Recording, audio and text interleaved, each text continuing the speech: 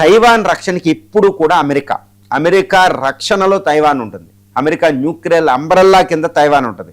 America Pacific command గామ్ దగ్గర అది ఎప్పుడు కూడా తైవాన్ని రక్షిస్తూ ఉంటుంది. చుట్టూరు ఎయిర్ క్రాఫ్ట్ క్యారియర్లు 3 నుంచి 4 ఎయిర్ క్రాఫ్ట్ క్యారియర్లు ఉంటాయి. అక్కడ నుంచి యుఎస్ అబ్రహం లింకన్ ఇక్కడికి వచ్చింది, ఇంకొక ఎయిర్ క్రాఫ్ట్ క్యారియర్ ఇక్కడికి వచ్చింది. ఇప్పుడు తైవాన్ దగ్గర అమెరికా ఫోర్స్ ఎక్కువ లేదు కాబట్టి ఇప్పుడు యునైటెడ్ రక్షణ ఇవ్వలేని పరిస్థితుల్లో చైనా ఈ తైవాన్ ఆక్యుపై చేసుకోవడానికి వెళ్ళే అవకాశాలు మనకి ఇక్కడ పూర్తిగా కనపడుతున్నాయి. తర్వాత జపాన్, సౌత్ కొరియాలు కూడా నార్త్ కొరియాతో రక్షించుకోవడంలోనే సరిపోయినాయి.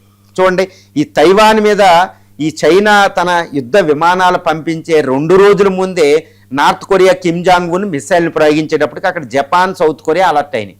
కాబట్టి నార్త్ కొరియా నుంచి అటాక్ నుంచి జపాన్, సౌత్ కొరియాలు రక్షించుకుంటుంటే ఇక్కడ ఇరాన్ యుద్ధంలో అమెరికా ఇన్వాల్వ్ అయినప్పుడు తైవాన్ రక్షణకి ఎవరు వస్తారు? ఎవరు వచ్చే పరిస్థితి లేదు. కాబట్టి తైవాన్ ఆక్యుపై చేసుకోవడానికి ఒక అద్భుతమైన సమయం ఈరోజు చైనాకి దక్కింది. ఇంకోటి ఏంటంటే చైనా అధ్యక్షుడు జీ జిన్పింగ్ కూడా ఏంటంటే